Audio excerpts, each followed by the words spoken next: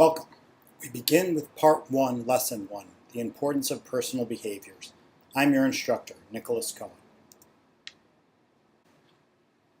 Think about a change you could make that would make a positive impact on your health and well-being.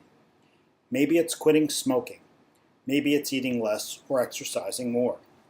Maybe it's drinking less or more consistently taking medications for a health condition.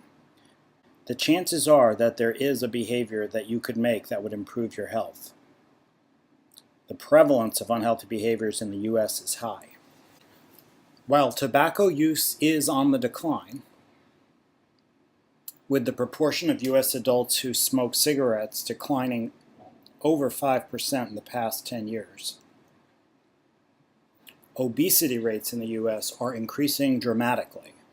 More than 2/3 of adults are considered to be overweight or obese. Not only are unhealthy behaviors widespread, they're also deadly. Healthcare researchers looked at what contributes to premature death in the U.S. And what do you think they found as the number one reason people die prematurely?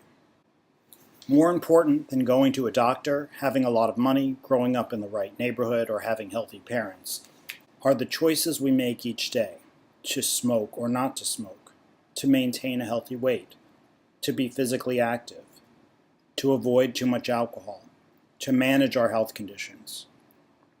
Researchers found that personal behaviors contribute more to whether or not Americans die prematurely than anything else. The number one killer? Tobacco. Cigarette smoking is the leading cause of preventable disease and death in the U.S., accounting for 1 in every 5 deaths, or 480,000 deaths every year. Obesity and overweight together are the second leading cause of preventable death in the United States, close behind tobacco, accounting for more than 300,000 deaths each year, according to the National Institutes of Health. So why do we eat too much? Why do we smoke? Why do we get drunk? And why, when we know that these behaviors contribute more to our likelihood of dying early, do we continue to do them? We turn to this question in the next lesson.